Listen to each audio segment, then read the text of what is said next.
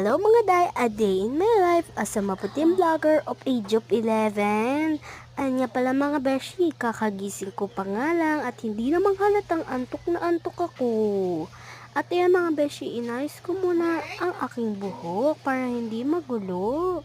At sa time na yan, kaya nagmamadali na ako para makainom na ako ng vitamins. At ayun na mga beshi, inayos ko muna ang sarili ko bago ko uminom ng vitamins at para hindi mahalatang pangit tayo. Umunat pa nga dyan si mga kabeshi. Ewan ko ba kung bakit. Kasi di mahalata. At ayun mga beshi, kumuha na ako dyan ng aking vitamins at tinimpla ko na yan. At kalahati lang dapat po ang iinumin ng vitamins. At umakyat na nga ako niyan sa taas namin para magmuni-muni na magbasa ng favorite kong libro na si Florante at Laura.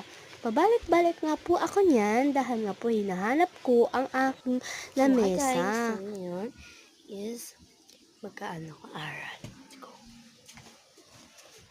At ayan na nga pala mga beshi na bungad ko na din at nahanap ko na.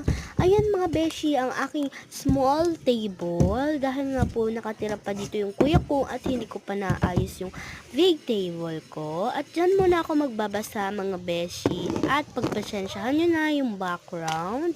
At ayan nga pala yung favorite kong basahin na pamuni-muni para maubos ko ang vitamins ko.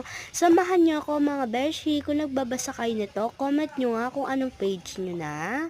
Ako nga pala ay 100 page pa lang po ako. Ayun nga mga ilang minuto at tumigil na din ako sa pagbabasa para makainom na ng todo at paubos na naman ang aking vitamins. Sa time na yan, parang nasusuka ko dahil nga hindi ko like ang lasa ng vitamins pero sa paningin ko, masarap siya.